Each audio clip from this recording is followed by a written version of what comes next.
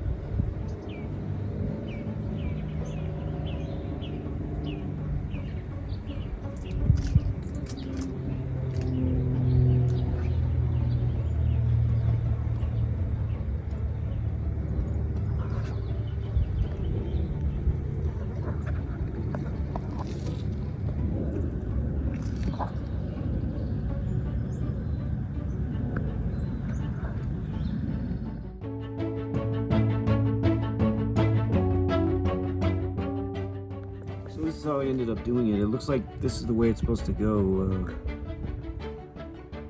This is the way I ended up putting it back together on the new one. I used that washer, didn't like this. Big washer I didn't use. This washer from the old one, I ended up not using it. It didn't fit right, so hopefully this is the way it goes.